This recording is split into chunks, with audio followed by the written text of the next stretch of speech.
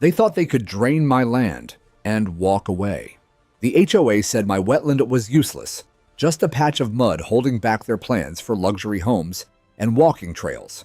So they brought in machines, pipes, pumps. They sucked the life out of a living ecosystem I'd spent my entire life protecting. No permits, no warnings, no remorse. But nature doesn't forget. The Beavers returned. They built, they redirected, they took the storm the HOA never planned for, and overnight, the water turned. The same homes they bragged about flooded, from the ground up. Basements collapsed, yards drowned, koi ponds swallowed whole. And as the HOA screamed for help, it was their own illegal plans that sealed their fate.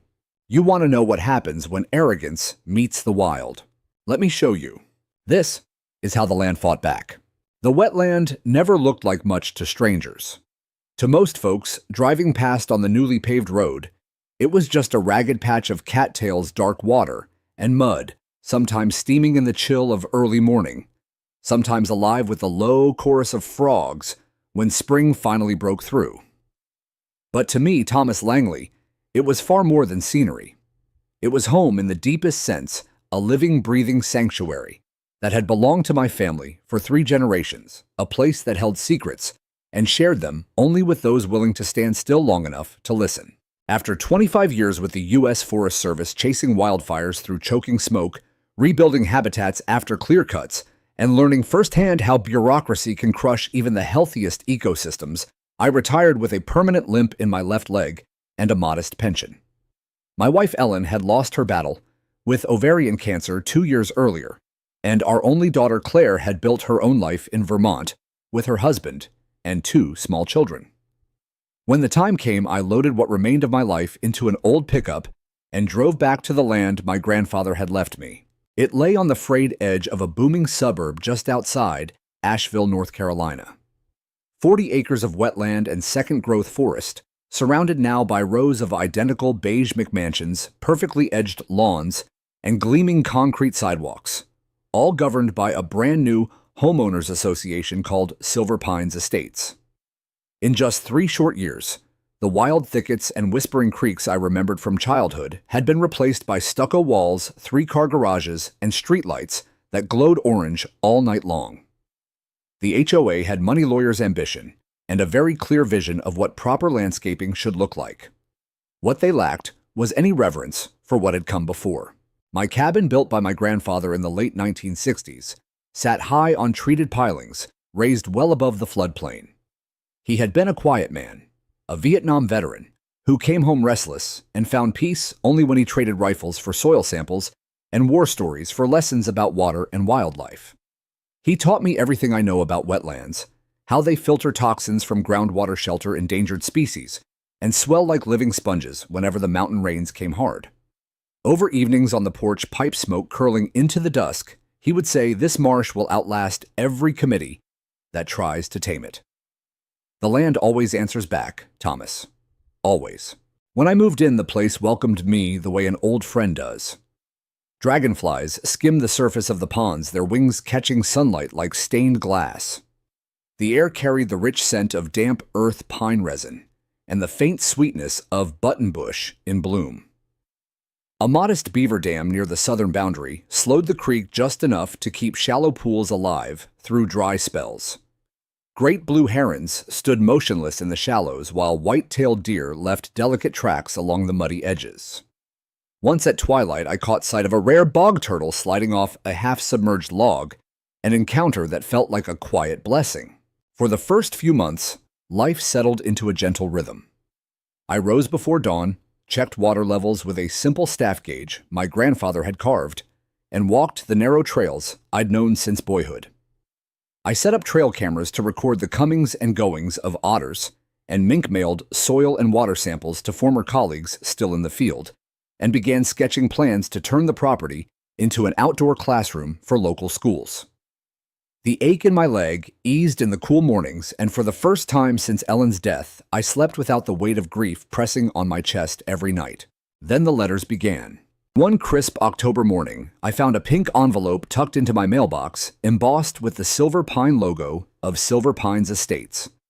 Inside was a polite but firm notice of noncompliance. My untended landscape, it claimed, was lowering neighborhood property values and creating an unwelcome visual impact.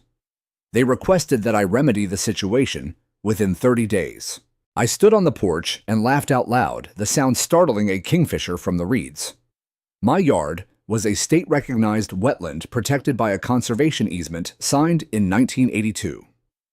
There wasn't a single blade of fescue, a plastic flamingo, or a garden gnome anywhere on my 40 acres, just cattails, willows, and the slow heartbeat of water moving through the soil. I sat at the kitchen table that evening and wrote a careful reply. I explained politely but unmistakably that my land was zoned differently, lay outside HOA jurisdiction, and was officially classified as critical habitat by the North Carolina Department of Environmental Quality. I enclosed copies of the original deed, the easement, and a 2019 ecological survey. I thought that would settle it. I had underestimated their determination. A week later, luxury SUVs bearing Silver Pines decals began cruising slowly past my driveway. Sometimes they stopped so passengers could snap photographs. One afternoon, while I was pulling invasive reeds near the northern fence line, a woman stepped out of a gleaming white Escalade. She wore a tailored red blazer, oversized sunglasses, and an expression of practiced sympathy. "Mr. Langley," she called, heels clicking on the gravel. "That's me. I'm Karen Delaney, president of the Silver Pines Estates Homeowners Association." She extended a manicured hand, which I shook while wiping mud from my own. "We've received your letter. I just wanted to speak with you neighbor to neighbor." I waited. She gestured toward the marsh. "If you were to drain some of this standing water and install a nice patio, perhaps some stone pavers and a fire pit, you could easily increase your property value by 20% or more." I felt the corner of my mouth twitch. "This standing water is a functioning wetland, Ms. Delaney, and I'm not planning to sell, ever." Her smile stayed fixed, but something cooled behind the sunglasses. "Silver Pines is working hard to create a unified aesthetic. Your habitat doesn't quite align with that vision." "Then maybe the vision needs adjusting," I said. She made a small note in a leather-bound planner, turned on her heel, and walked back to her vehicle.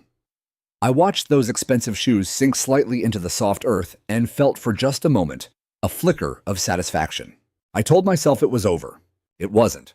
Surveyor flags began appearing along the boundary line, bright orange markers driven into the ground like tiny declarations of war. Then came the trucks, first small pickups, then larger flatbeds carrying pumps and thick black hoses. One morning I walked out to find a teenage worker in a Silver Pines vest directing a backhoe near the southern Beaver Dam. "Who authorized this?" I asked, voice steady but loud enough to carry over the engine noise. He shrugged, chewing gum. "HOA. Said it was abandoned low ground needing drainage." "This is private property," I said, stepping between him and the machine. "Protected wetland. You're trespassing." He glanced at a clipboard. "They gave us paperwork." I called the sheriff's department. The deputy who arrived was polite but unhelpful. "Civil matter, sir. You'll need to pursue it through the courts." By the time I secured a temporary injunction, the pumps had already been running for days.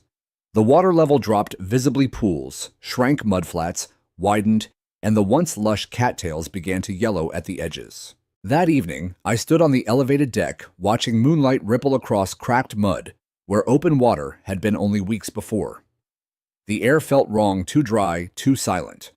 A single dead frog floated belly up in a shrinking puddle. The beavers were gone.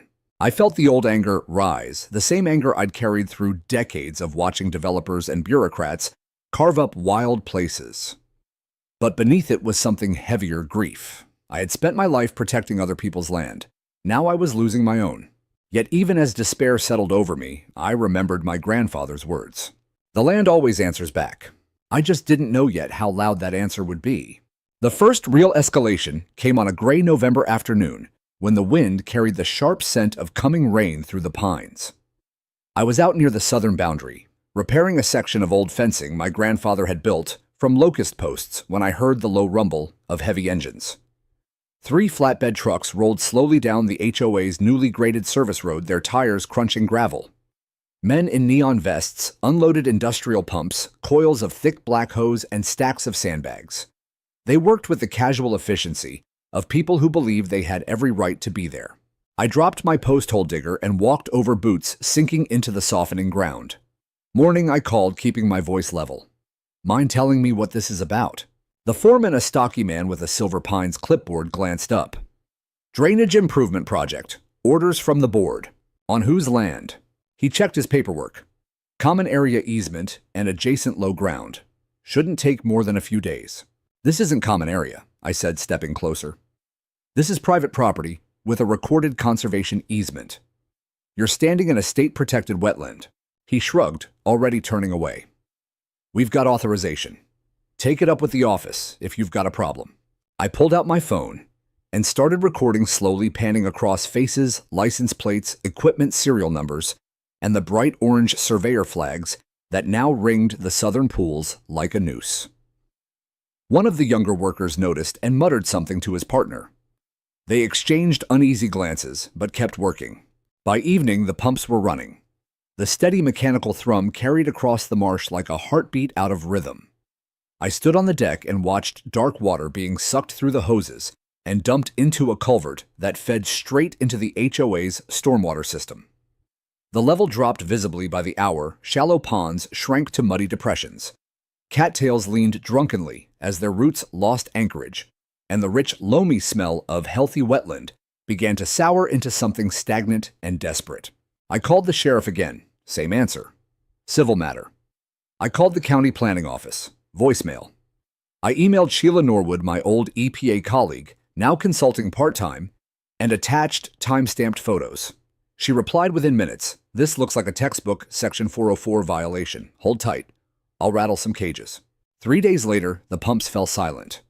The marsh lay wounded, cracked mudflats where open water had been yellowing reeds, and a silence so complete it felt accusatory. The beavers had vanished entirely. Even their old lodge at the southern edge had collapsed inward without water to buoy it. A week after that, a thick cream-colored envelope arrived embossed with the same Silver Pine logo. I let it sit on the kitchen counter for 2 full days, brewing coffee around it like it was radioactive. When I finally opened it, the letter was everything I'd feared. Silver Pines Estates was formally petitioning the county to reclassify the degraded and underutilized portion of my land as a common-use easement. Their plan: convert the now dry basin into an amenity for the neighborhood, a lighted walking trail meditation garden, and most insulting of all, a decorative koi pond. A koi pond. I read that phrase 3 times, feeling something cold settle behind my ribs. Where rare bog turtles had once basked, where migratory rails had nested in secrecy, they wanted to stock ornamental fish and install underwater lights that would glow neon blue at night. I sat on the porch steps in the gathering dusk, letter clenched in my fist, and listened to the wind move through the dry cattails. It sounded like paper tearing. The invitation to the next HOA meeting arrived the following week. It was printed on heavy cardstock, worded with careful courtesy. As an adjacent landowner with vested interest, you are warmly invited to attend and participate in discussion of community enhancement initiatives. I almost threw it away. Instead, I pinned it to the fridge with a magnet shaped like a beaver and stared at it every morning over coffee. Against every instinct I went. The clubhouse smelled of lemon polish and fresh paint. Rows of white folding chairs faced a long table draped in navy cloth. Residents in pressed khakis and tasteful jewelry sipped bottled water and scrolled phones. At the head table sat the 5 board members dressed as though attending a charity gala rather than a land grab. Karen Delaney occupied the center seat, radiant in pearl gray, a slim folder open in front of her. She greeted me with a smile calibrated to exactly the temperature of civility. Mr. Langley, thank you for coming. We appreciate your interest in the future of our community. I took a seat near the back. It's hard not to be interested when someone is trying to steal my land. A ripple of murmurs. Karen's smile never wavered. That's a strong characterization. We're simply exploring how the entire area, including your parcel, might better serve the neighborhood's needs. I leaned forward. My parcel is a designated wetland, protected under state and federal law. You drained it without permits. Now you claim it's degraded and want to pave it. That isn't exploration. That's theft. Karen gestured to a man beside her mid-50s, expensive suit, salt and pepper hair, slicked back like a game show host. Our environmental consultant, Mr. Whitmore, can address the technical side. Whitmore stood clicking a remote. A PowerPoint slide appeared, a drone photo of my cracked dry marsh labeled Post-Degradation Assessment. Following recent hydrological changes, he began smoothly. The site no longer meets jurisdictional wetland criteria. Vegetation is stressed. Hydrology altered, soils compacted. In short, the area has lost its former ecological function. Rezoning for passive recreation would pose no further environmental impact. I felt heat rise in my cheeks. You altered the hydrology, I said, voice carrying without effort through the quiet room. You trespassed, pumped out protected waters without a single permit, killed habitat. And now you stand there declaring it degraded so you can build benches on it. Whitmore blinked. Karen interjected quickly.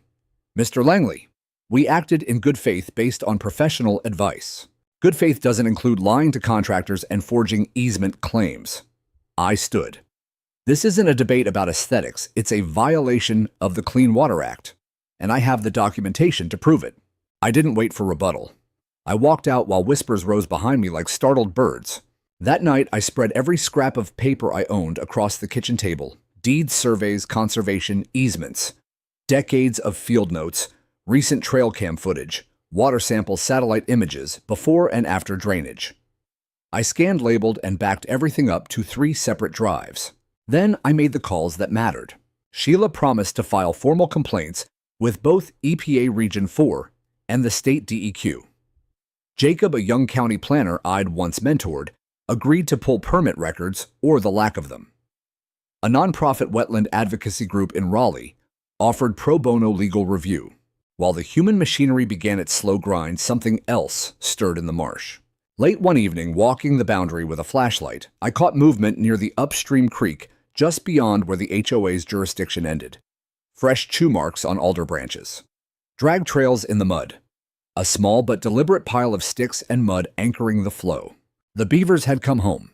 Not to their old lodge, they'd lost that, but to a narrow bend where water still moved freely. They worked under cover of darkness, silent and relentless, reshaping the channel with the same instinct that had guided their kind for millennia. I stood watching from the shadows, breath fogging in the cold, and felt the first flicker of something dangerously close to hope. Let the HOA believe they had won. Let them draft their walking trail blueprints and price out coy. The land was already writing its rebuttal, one branch at a time. Winter crept in slowly that year, the way it does in the mountains, first with a crisp bite in the mornings, then with frost, silvering the dead cattails until they glittered like broken glass. The marsh lay quiet under thin sheets of ice, the cracked mud frozen into jagged plates. No frogs sang. No herons stalked the shallows. Even the wind seemed to pass over the wounded ground without lingering. I spent those short days compiling evidence with the methodical patience I'd learned from decades in the field. Every photograph, every water sample, every frame of trail cam footage was cataloged, dated, and cross-referenced.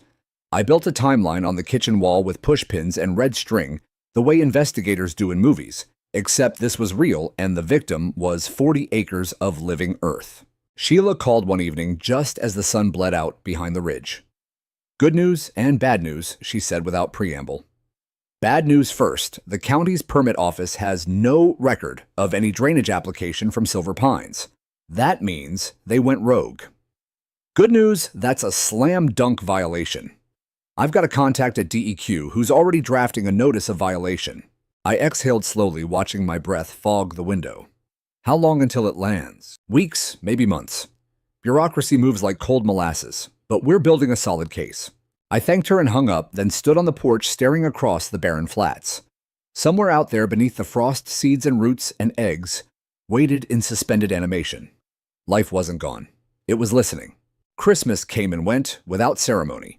A quiet meal of venison stew and a single glass of bourbon raised to Ellen's memory. On New Year's Eve, I received another envelope from Silver Pines, this one certified mail. Inside was a glossy brochure, artist renderings of winding gravel paths, teak benches beneath string lights, a serene meditation gazebo, and center stage the proposed koi pond ringed with riverstone and lily pads. The caption read, "Silver Pines Serenity Trail bringing harmony to our community." I pinned the brochure next to the timeline. Harmony, I thought. They'd murdered a wetland and were selling postcards of the corpse. January brought thaw and rain, steady, soaking mountain rain that turned the frozen mud to soup. Without the wetland to absorb it, runoff sheeted off the HOA's impervious roofs and driveways, pooling in low spots along my boundary before spilling into the creek downstream. I watched from the deck as brown water raced past, carrying lawn chemicals and loose topsoil with it. Then, one sleety afternoon, a county truck pulled into my drive. 2 code enforcement officers climbed out, clipboards in hand. "Mr. Langley, we've had a complaint about unpermitted structures and landscape non-compliance." I invited them onto the porch out of the weather. Let me guess, Silver Pines filed it. They exchanged glances. The older one nodded. They submitted documentation suggesting extended authority over adjacent properties for coordinated zoning. I handed them copies of the conservation easement and the original plat map. This land predates the HOA by half a century. No covenants apply. They took photos of the cabin, the shed, the deck, but their questions grew quieter, their postures less official. Before leaving, the younger officer paused. "Off the record, sir, this feels like a turf war. You might want an attorney." I already had 3 on speed dial. That same week, I drove into Asheville and met with a land use lawyer named Mara Chen. She spread my documents across her conference table like a poker hand and whistled low. "They've overplayed spectacularly," she said. "Unauthorized fill discharge, misrepresentation to contractors, attempted adverse possession through improvements. These aren't fines. These are felonies if the agencies push hard enough." She agreed to file for a permanent injunction and send demand letters. I left her office feeling lighter than I had in months. But the HOA wasn't finished. In early February, workers returned, this time with heavier equipment. I watched from the tree line as they installed concrete bollards along the boundary and began grading a narrow path through the dry basin. They strung yellow caution tape and erected small signs, "Future Home of Silver Pines Serenity Trail. Opening summer 2025. That evening, I found a new notice taped to my front door. No envelope, just a single sheet on HOA letterhead. "Dear adjacent landowner, drainage and landscape enhancements are ongoing for community safety and aesthetic improvement. We appreciate your cooperation during this exciting transformation. Silver Pines Estates Board of Directors." I crumpled it, then smoothed it out again and added it to the evidence wall. The next morning, I walked the boundary at dawn. The ground was still soft from overnight rain, and fresh tracks caught the low-light, broad, flat prints with claw marks ahead of the webbed hind feet. Beavers. Not just passing through, they'd been busy. I followed the trail upstream past the HOA's new bollards to a narrow choke point where the creek bent sharply.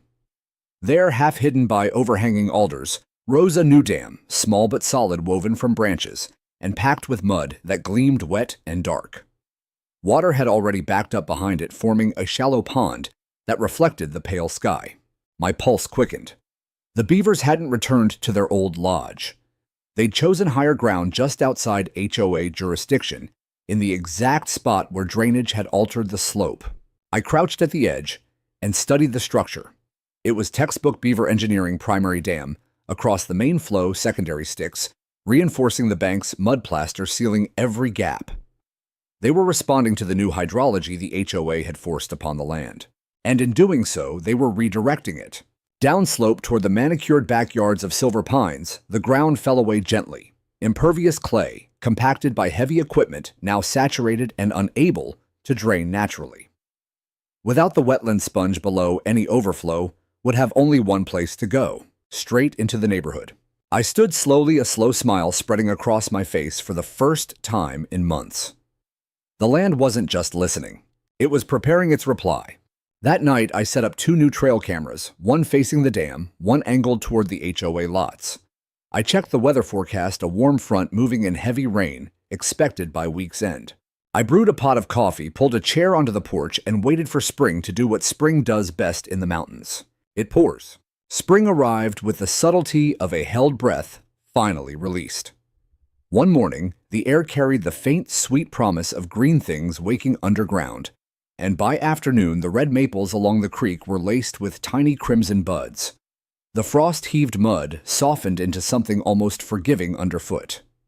I walked the boundary every dawn, coffee thermos in hand, watching for signs.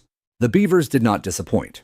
What had started as a modest barricade in February had grown into a formidable structure 6 feet high at the center, curving gracefully across the creek like a living wall of interwoven branches, stones, and meticulously packed mud. Fresh chew marks ringed the trunks of young poplars and willows they'd felled with surgical precision. Each night I could hear them from the cabin, the steady slap of flat tails on water, the muffled crunch of teeth through wood, the soft splash as they dove and resurfaced with another load. I kept my distance, speaking to them only in quiet thoughts. No interference, no encouragement, just observation and documentation. The trail cameras captured it all in infrared silence. 2 adults, sleek and purposeful, guiding 3 kits born the previous year. They worked in shifts, one feeding, while the others built as if they understood the urgency of the season. Behind the dam, water spread into a widening pond that gleamed like polished steel under the strengthening sun. Submerged stumps became perches for turtles. Dragonflies returned in shimmering clouds. A pair of wood ducks exploded from the reeds, one morning, their wings whistling as they circled overhead before settling again. Life coaxed back by nothing more than instinct and time. And downhill, the consequences began to show. The HOA had graded their backyards to a gentle, uniform slope perfect for lawn chairs, and playsets terrible for holding water. Without the wetland below to act as a sponge, every rain now sheeted across compacted clay and pooled against foundation walls. The first signs were subtle soggy patches of new sod, turning yellow, then brown. Fence posts along the rear property line began to lean like tired sentries. A concrete patio at the edge of one lot cracked along a hairline fracture that widened with each freeze-thaw cycle. I watched it unfold from the ridge above, binoculars in hand, feeling no triumph, only a deep, quiet recognition. Nature wasn't punishing anyone. It was simply resuming its ancient conversation with gravity. One Saturday, in late March, a landscaping crew arrived to correct the problem. They installed perforated drain pipe along the back fence lines and hauled in loads of gravel to create French drains. I stood on my side of the boundary, arms folded as the foreman barked orders. Should fix the saturation issue, he called over the noise of a backhoe. Water'll percolate right down. I didn't argue, I just nodded and walked away. That night, the rain came steady, warm, relentless. By midnight, the new pond behind the beaver dam had risen nearly 2 feet. I sat on the porch in a slicker lantern off, listening to water spill over the top of the structure in a soft, continuous roar. It followed the path of least resistance, the very channels the HOA had carved for their stormwater, now swollen beyond design. The next morning, I followed the flow. It had carved a shallow rivulet through the dead cattails, then veered sharply toward the neighborhood. The French drains were overwhelmed within hours. Gravel washed away in muddy streams. Backyards turned to shallow lakes. One resident's brand-new playset listed sideways as the ground beneath it liquefied. By evening, 3 homes on the lowest tier had water lapping at their foundation vents. Pumps hummed late into the night, sucking brown water into tanker trucks that idled along the curb. I watched from the shadows of the tree line, the air thick with the smell of wet soil and diesel.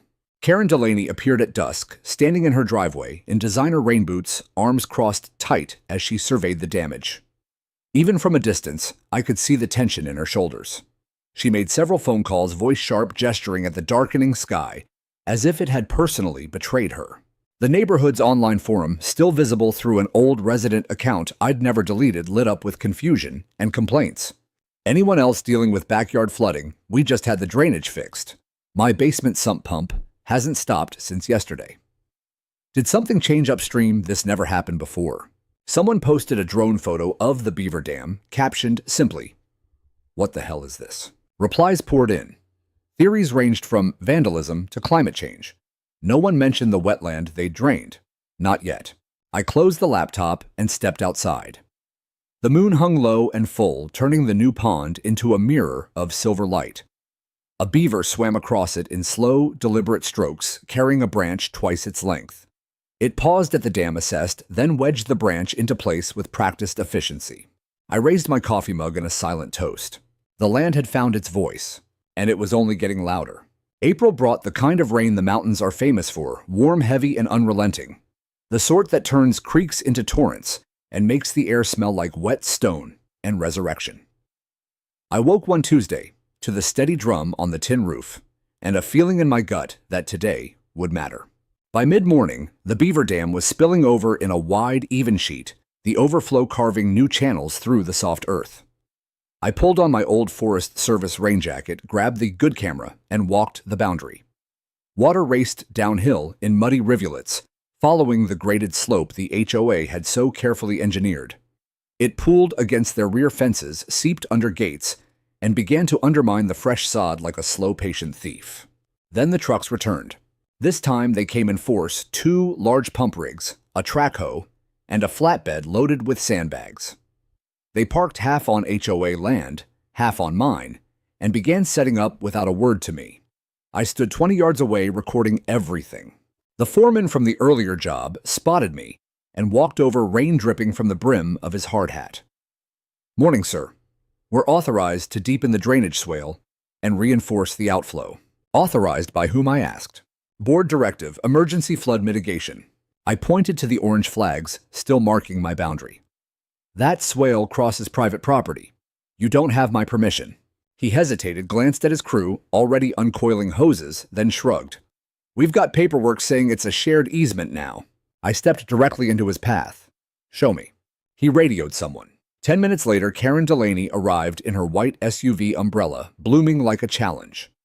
She stepped out in tall rubber boots and a navy trench coat, hair perfect despite the downpour. "Mr. Langley," she called over the rain, "this is an urgent safety measure. Standing water is threatening foundations." "Water you redirected by draining my wetland," I said. "You don't get to break the law twice to fix the first break." Her smile was thin and sharp. "We're simply restoring proper drainage. If you obstruct, we'll have to involve the sheriff." "Do it," I said. "I'll wait." She stared at me for a long moment, rain streaking her makeup just enough to reveal the strain beneath. Then she nodded to the foreman. The pumps started with a mechanical growl. I kept filming. Every hose laid across my line. Every sandbag stacked on my soil. Every minute they worked without permit or permission. When the sheriff's deputy finally arrived, same one as before, he took statements, looked uncomfortable, and left with the familiar refrain, "Civil matter." By late afternoon, they had deepened the trench through the heart of what used to be my southern pond, routing water into a newly dug culvert that dumped straight into the HOA's stormwater basin. The marsh bled faster now, the last pools shrinking before my eyes. A great blue heron lifted off with a hoarse protest and did not return. That night, I sat at the kitchen table until the small hours, rage and grief wrestling in my chest. I printed stills from the footage, labeled them with timestamps and GPS coordinates, and added them to the growing case file. Then I opened a fresh page in my field journal and wrote a single line in block letters. "They think the land is dead. They are wrong." The next day, I drove to the county courthouse and filed an emergency motion for injunction with Mara Chen. She met me in the lobby, took one look at my face, and ushered me into a conference room. "They're escalating," I told her, spreading the new photos across the table. "Trespass, destruction of protected habitat, falsified easement claims." She studied the images in silence, then nodded. "We go hard. I'll request an immediate cease and desist and ask for a site inspection by DEQ within 72 hours. While she worked the phones, I drove home through curtains of rain. The pumps were still running when I pulled in 2 of them, now lights strung along the trench like a perverse carnival. Workers in reflective vests moved through the glare ghosts in the storm. I walked out to the deck and stood in the downpour until I was soaked through. The sound of the pumps filled the valley, a mechanical heartbeat, drowning out everything else. I felt the old limp ache in my leg, the same one earned dragging hose lines through burning forests to save places no one would ever thank me for. But this one I would not lose. At dusk, the rain eased to a steady hiss. I shut off the cabin lights and walked the boundary in darkness, flashlight off, letting my eyes adjust. Upstream past the chaos of pumps and trenches, the Beaver Dam still held. Water roared over its crest in a smooth cascade, feeding the very channels the HOA had deepened. I crouched at the edge of the new trench and shone my light into the rushing flow. It was carrying more than water now. Fine silt bits of leaf litter the first green shoots of willow that had tried to sprout in the disturbed soil. All of it pouring downhill straight toward the luxury homes whose foundations sat naked without their natural buffer. I turned off the light and stood listening to the rain on the leaves. The beavers had not stopped working either. Fresh branches lay stacked along the upstream bank, ready for the next phase. They were adapting faster than any committee ever could. I whispered into the dark, not a prayer exactly, more a promise. Let them dig deeper. Let them pump harder. Let them think they're winning. The land remembers every wound. And spring was far from over. That night, I moved the best trail camera to a new position high in an oak, overlooking both the beaver dam and the HOA's vulnerable backyards. I set it to time-lapse battery fresh memory card, empty. Then I went inside, brewed coffee strong enough to strip paint, and waited for the next storm. It was already gathering in the west, purple clouds, stacking like judgment on the horizon. The storm arrived on a Thursday night in early May. The kind of Appalachian deluge that feels personal, warm rain, driven sideways by wind that howls through the gaps like something ancient waking up. I had watched the forecast all week. A slow-moving front stalled over the Blue Ridge, dumping inches of water with no place to go. By dusk, the sky had turned the color of bruised pewter, and the air hung so heavy I could taste the metallic edge of lightning on my tongue. I sat on the covered porch with a thermos of coffee gone cold, hours ago, blanket over my shoulders, listening to the first fat drops hiss against the leaves. The beaver dam, now a sturdy 8-foot crescent of interwoven alder poplar and mud, stood dark and defiant upstream. Water already sheeted over its crest in a steady roar, glowing faintly whenever lightning stitched the clouds. At 1:47 a.m., my phone buzzed, with a motion alert from the trail camera overlooking the HOA lots. I opened the live feed and watched breath held as the redirected flow hit the neighborhood like a slow-motion wave. It started at the lowest house on Hawthorne Lane, a sprawling modern build with floor-to-ceiling windows and a stone patio Karen had once bragged about at the clubhouse. Water poured through the compromised French drains, surged across the lawn, and slammed into the foundation wall. Within minutes, the patio furniture began to float, teak chairs drifting like rafts, a heavy grill tipping sideways with a distant metallic groan. The sliding glass doors held for a while, then surrendered. Brown water rushed inside, carrying silt and debris across pale hardwood floors. Lightning flashed again, illuminating the scene in stark white water, already ankle-deep in the garage reflections of floating storage bins dancing on the surface. By 2:30 a.m., the flood had claimed 5 homes. The decorative bridge the HOA had installed over a dry swale meant to be picturesque was completely submerged, its solar lanterns flickering underwater like drowning stars. The meditation garden they'd begun grading was now a churning mud pit. Their prized koi pond, half-finished, ringed with imported boulders, had become a swirling vortex, sucking in lawn ornaments, overturned planters, and a child's plastic slide that bobbed past like a bright yellow surrender flag. I stayed on the porch through it all, rain drumming on the roof, coffee finally empty. I felt no glee, only a profound aching recognition. This was not vengeance. It was consequence, pure and impartial, delivered by gravity and instinct. At 3:12 a.m., the power went out in Silver Pines. Porch lights winked off one by one, leaving only the occasional lightning strobe and the red blink of backup sump pumps struggling against the inevitable. I could hear them from across the boundary, desperate mechanical whines rising and falling like cries. Sirens arrived around 4 fire department pump trucks, their diesel engines rumbling as they positioned along the curb. Flashlights swept across flooded yards, illuminating residents in pajamas and raincoats wading through knee-deep water to salvage what they could. One man stood on his deck, shouting into a phone voice, cracking with disbelief. A woman clutched a sodden photo album to her chest and wept openly. Karen's house was among the hardest hit. Her beloved patio disappeared entirely under a lake of runoff. The koi pond she had fought so hard to impose on my land now mocked her with its own chaos. Boulders displaced liner, torn the whole feature, transformed into a muddy crater that swallowed her expensive outdoor kitchen island. I watched her silhouette appear at an upstairs window, backlit by a battery lantern. She stood motionless for a long time, staring out at the ruin. Even from a distance, I could sense the shock rolling off her the moment when certainty cracks and something colder seeps in. By dawn, the rain had eased to a steady drizzle. Pale light revealed the full-extent lawns eroded into gullies, retaining walls slumped like melting wax basements filled to the ceiling joists.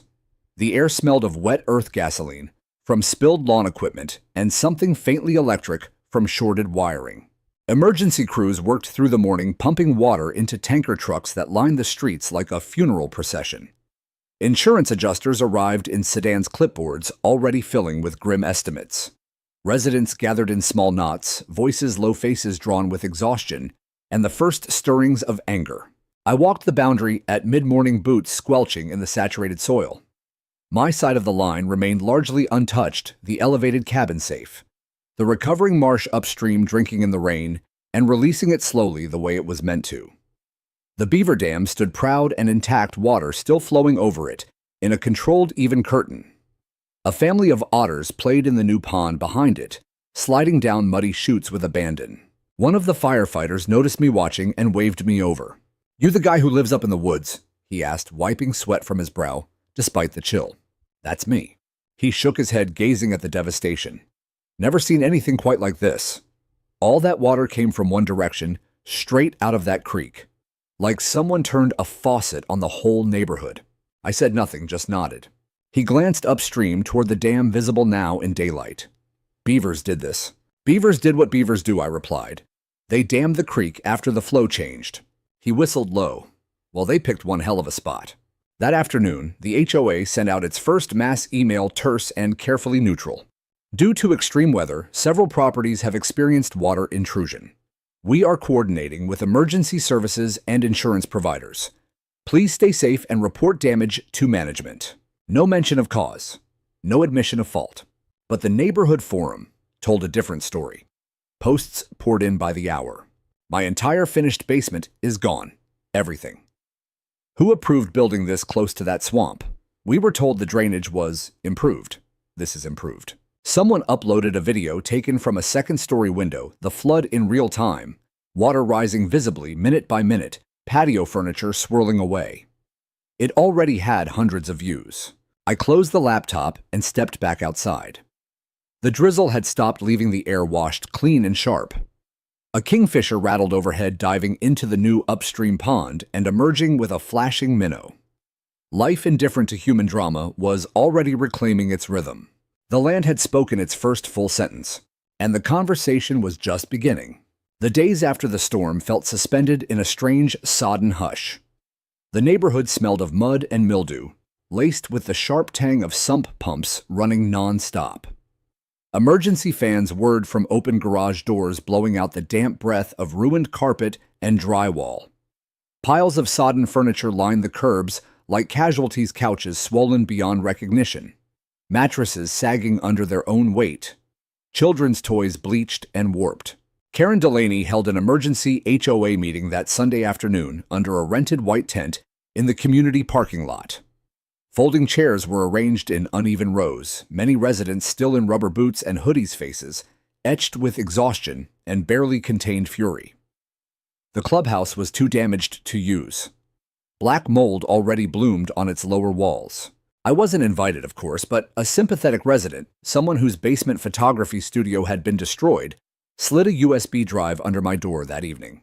No note, just the recording.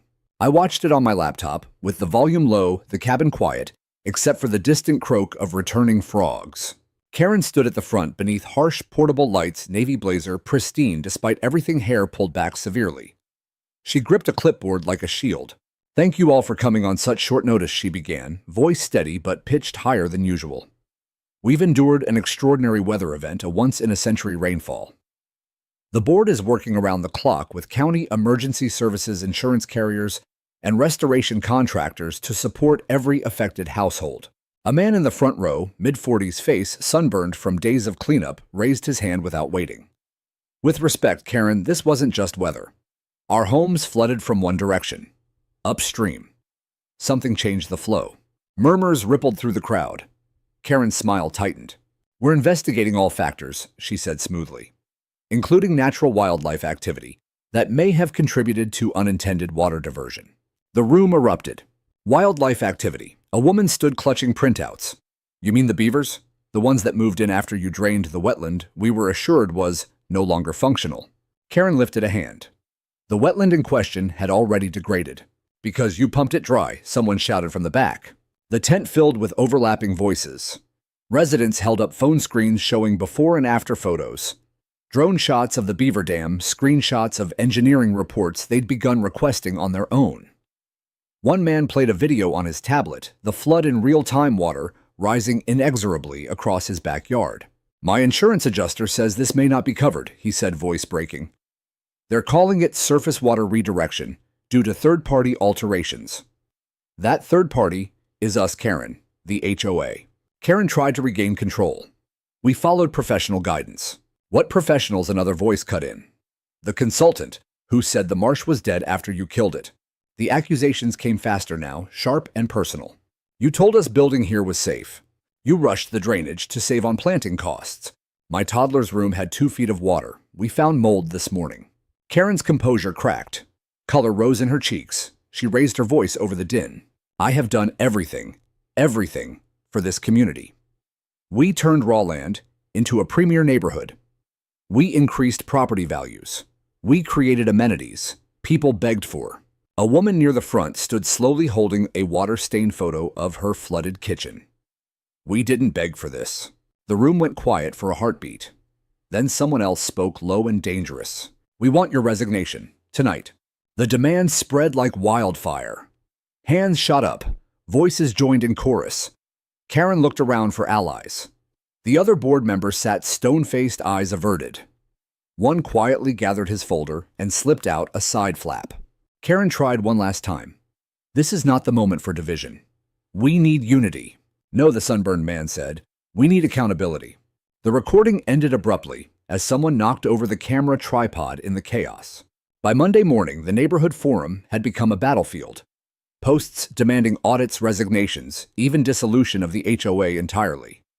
Someone leaked an internal email chain, Karen instructing contractors to accelerate drainage quietly to avoid permit delays. The screenshot spread like the floodwaters themselves. If we wait for full approval, we miss the landscaping window. Proceed with discretion. Discretion. That word echoed through dozens of comments, each more furious than the last. Karen attempted damage control with a press release, emailed to every resident, and copied to local media. Silver Pines Estates experienced severe flooding due to extreme weather and upstream wildlife activity. We are exploring all options, including humane relocation of invasive beavers that have altered natural drainage patterns. Some have suggested deliberate ecological interference, which we take seriously and will investigate fully. Invasive beavers, deliberate interference. I read it twice, then printed it and pinned it to my evidence wall beside the leaked email. She was pointing fingers at me now, at the land itself, as if nature had conspired rather than simply responded. That afternoon, a local news van parked at the entrance to Silver Pines. A young reporter in a bright yellow raincoat stood in front of the ruined koi pond, now a crater filled with debris, and delivered her stand-up. Residents here are asking hard questions tonight after a beaver dam upstream redirected massive rainfall into their backyards. Some blame the Homeowners Association for removing a natural wetland buffer without proper permits.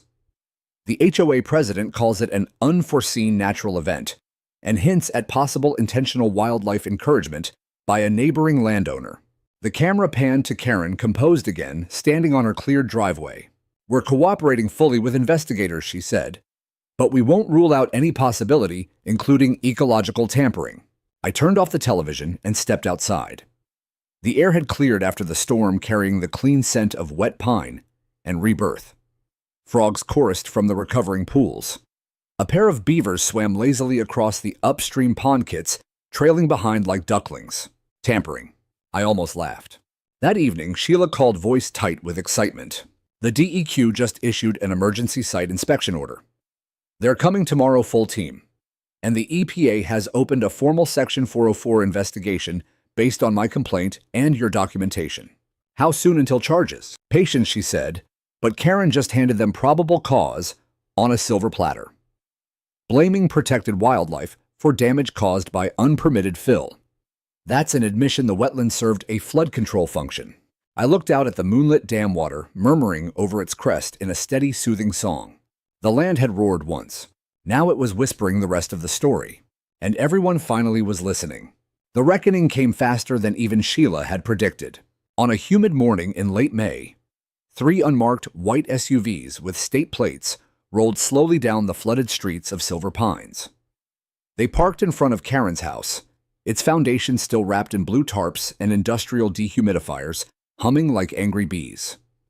A team of 5 stepped out, 2 from the North Carolina DEQ, 2 from the EPA regional office, and 1 county floodplain manager. I recognized Tomas Alvarez, the same man who had once called me with a warning about Karen's desperate complaint.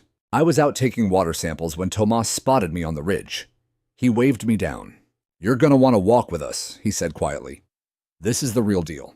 We moved as a group along the boundary boots, sinking into the softening ground. I pointed out the original wetland delineation markers, faded but still visible, then the unauthorized trenches, the collapsed beaver lodge, the concrete bollards installed without permits. The investigators took soil cores, measured elevations with laser levels, and photographed everything in meticulous detail. When we reached the beaver dam, the team paused. Water murmured steadily over its crest, clear and cold, feeding the recovering pools below. A kit beaver watched us curiously, from a half-submerged log before slipping silently beneath the surface. One of the EPA agents, a woman named Marcia Duvall, with steel-gray hair and mud-splattered boots, turned to me. "Mr. Langley, your documentation matches what we're seeing on the ground. The wetland hydrology is rebounding exactly as it should once the illegal drainage ceased." I nodded. The beavers did most of the heavy lifting. She gave a small appreciative smile. Nature's best engineers. Tomas pulled me aside while the others worked. "Karen tried to file a formal complaint against you, well against the wetland, claiming you encouraged wildlife to divert water maliciously.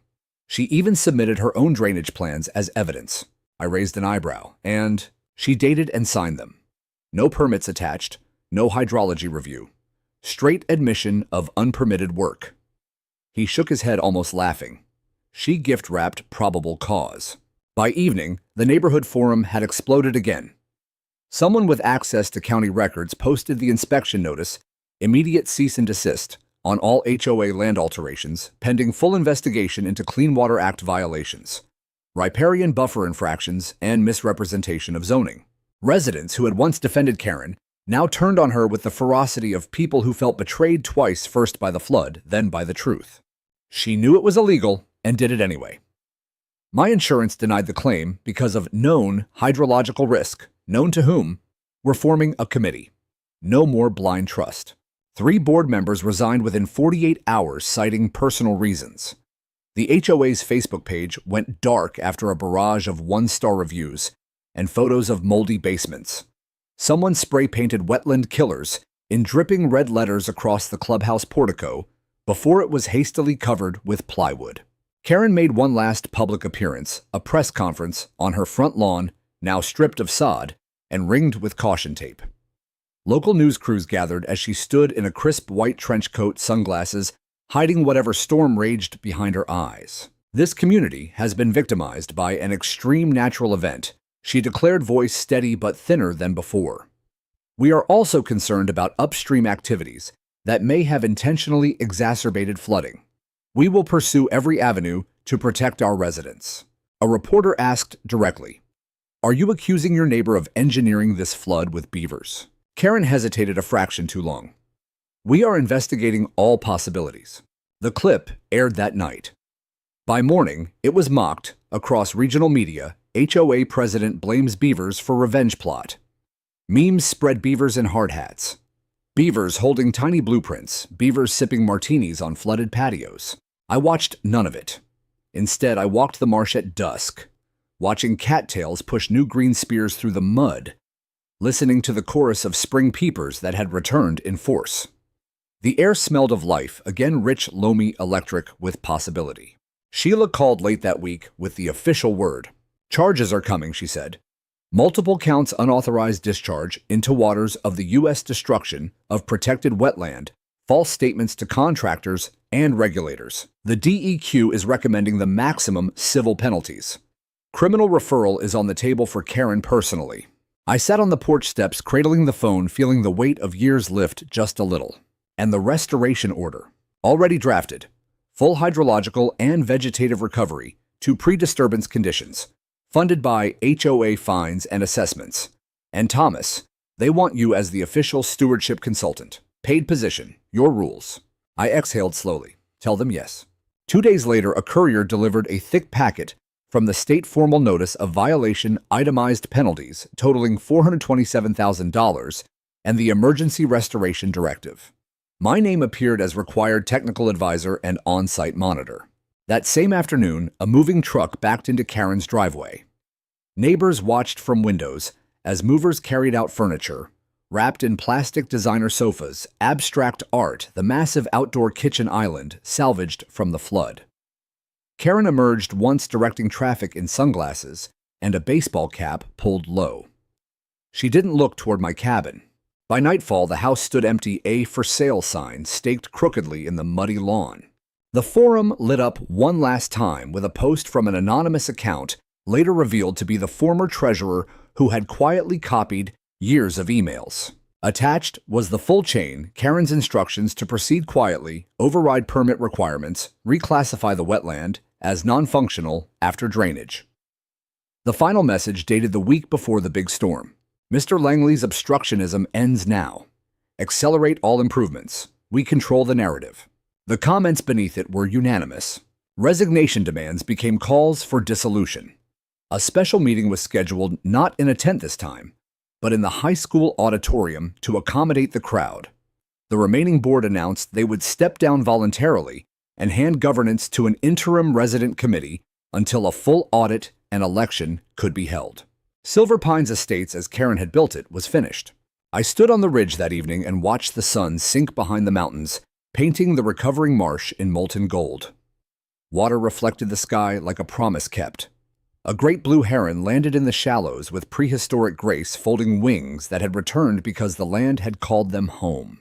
The beavers swam past the dam in formation, adults leading kits tumbling playfully in their wake. They paused to groom on a mud bank, utterly indifferent to the human drama that had swirled around them. They hadn't sought revenge. They had simply rebuilt their world, and in doing so, they had dismantled hers. The land had not forgotten. It had only waited. The formal hearing took place on a sweltering July afternoon in the Buncombe County Municipal Building, a squat air-conditioned relic with flickering fluorescence and the faint perpetual smell of old paper and lemon disinfectant. It was a joint session county planning state DEQ and regional EPA compliance officers seated behind a long table like judges at a quiet trial. No cameras, no spectators beyond the parties involved. Just facts, documents, and the slow grind of accountability. I was called last. Most of the day had been consumed by the HOA's remaining representatives. 2 nervous attorneys in rumpled suits, flipping through binders and repeating variations of unforeseen natural variability and good faith community enhancement. Karen sat 3 seats from the end, silent, and diminished in a plain linen dress, eyes fixed on the table in front of her.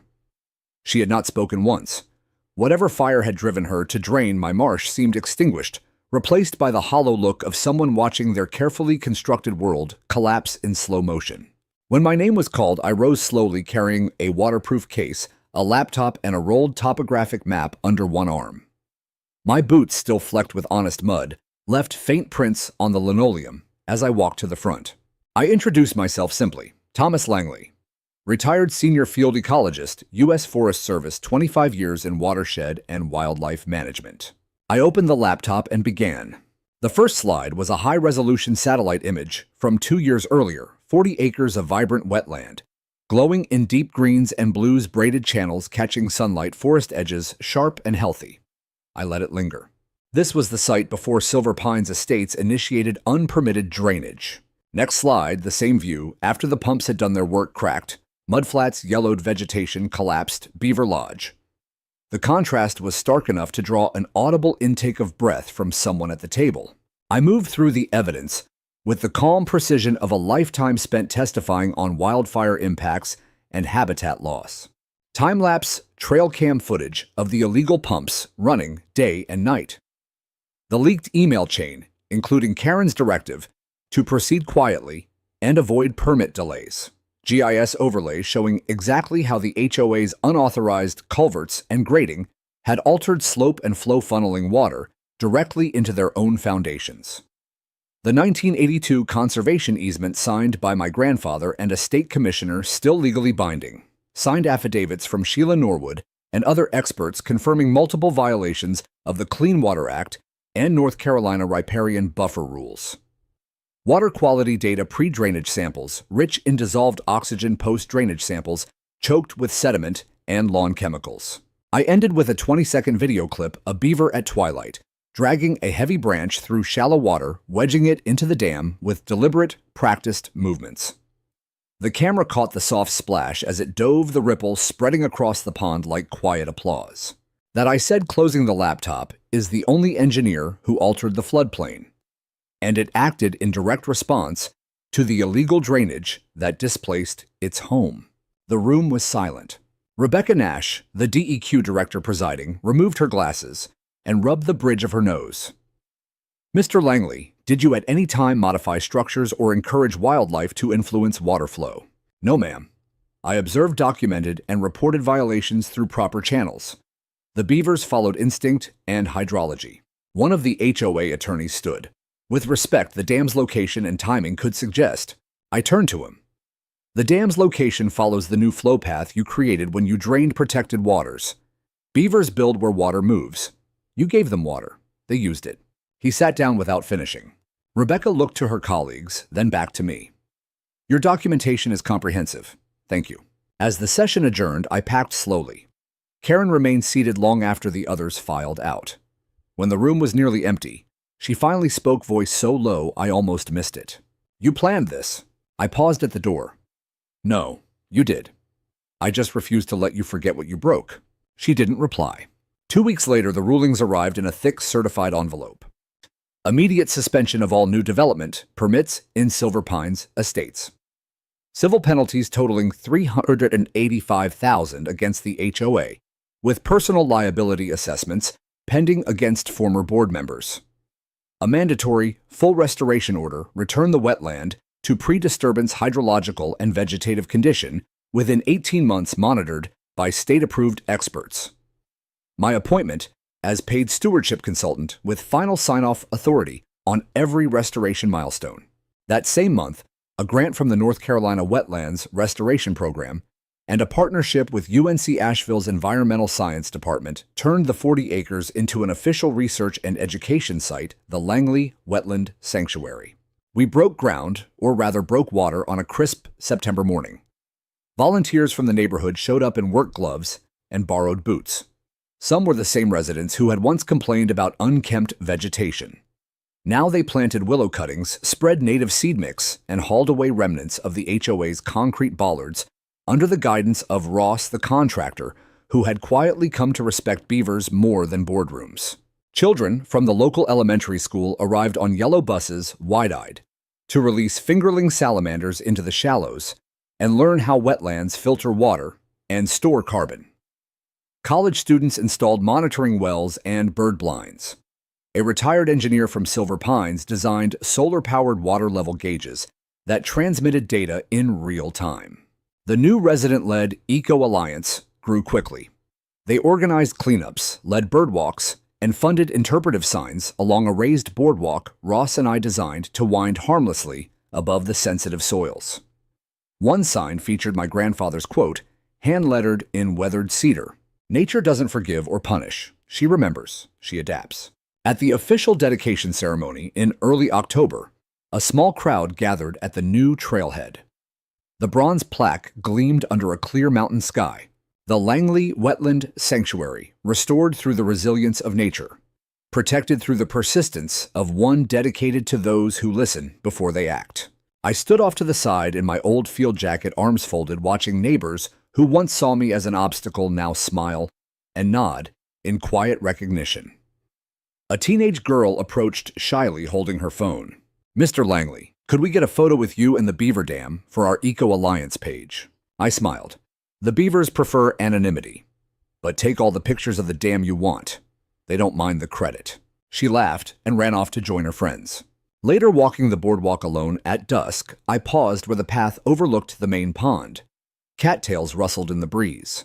A muskrat swam a lazy figure 8.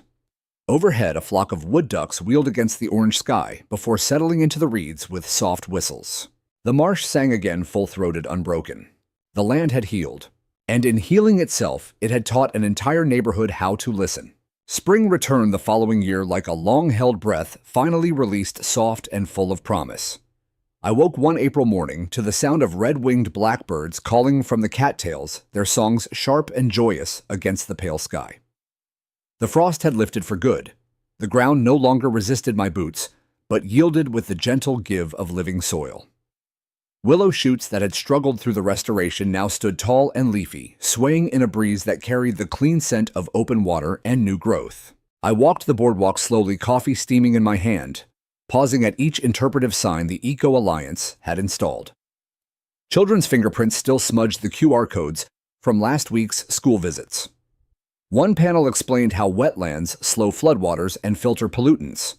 Another told the quiet story of the Beavers' master architects, who had, without malice or intent, rewritten the neighborhood's fate.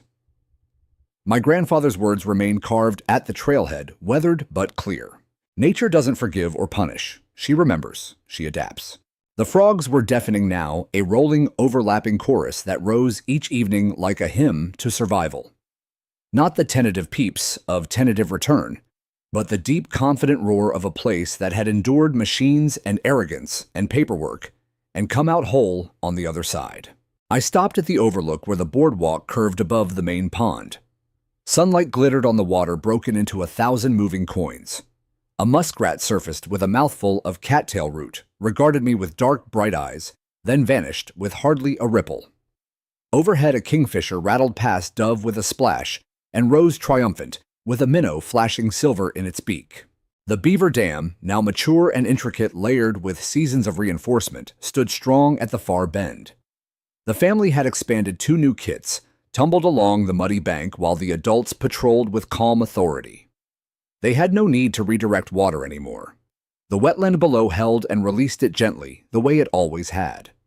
Their work had shifted from defiance to harmony. Some afternoons, residents from Silver Pines wandered down the trail, families pushing strollers. Older couples holding hands, teenagers with sketchbooks or phones raised to record birds. They moved quietly, as if entering a sanctuary in the truest sense. A few nodded to me in passing. Some stopped to ask questions about the plants or the water levels. One man, the same sunburned resident who had challenged Karen under the tent, paused one evening and offered a simple apology. "We should have listened sooner," he said. I shook my head. The land did the teaching. I was just the messenger. He smiled a little embarrassed and walked on. The old HOA was gone, entirely replaced by a lean resident council focused on maintenance and stewardship rather than control. Fines had been paid, lawsuits settled, insurance claims resolved. Karen's name appeared occasionally in legal notices, but she had vanished from the area, no forwarding address, no trace. The house that had once gleamed with faux stone pride sold at a steep loss to a young couple who immediately ripped out the remaining impervious patio and planted native grasses along the slope. The Langley Wetland Sanctuary became more than a name on a plaque. Graduate students from UNC Asheville returned each season to monitor water quality, bird populations, amphibian breeding success. Their reports, published now in journals, cited the site as a remarkable case study in rapid ecological recovery following enforcement of protective laws. Children grew up knowing the story how arrogance tried to pave over a marsh, how beavers answered with branches and mud, how a neighborhood learned to listen. I kept my distance from most gatherings. I didn't need ceremonies or gratitude. What I needed was mornings like this, mist rising off the water, the low honk of a heron lifting from the reeds, the steady heartbeat of a place restored. One evening in late May, I sat on the cabin porch as the sun dipped behind the ridge, painting the sky in slow strokes of rose and gold. A beaver tail slapped the pond in the distance, a sharp echoing crack that sent rings across the surface and scattered a flock of ducks into brief flight. I raised my mug in answer. The land had been wounded deeply, but it had healed lush, resilient, alive. And in its healing, it had restored something in me I thought lost forever, the quiet certainty that some things are stronger than greed, stronger than concrete, stronger than any committee's vision. Nature doesn't retaliate. She endures. She remembers. And when given the chance, she begins again. I finished my coffee, set the mug aside, and listened to the marsh settle into night frogs, crickets, the soft splash of beavers going about their eternal work. The sanctuary breathed around me whole and unbroken. And for the first time in years, so did I.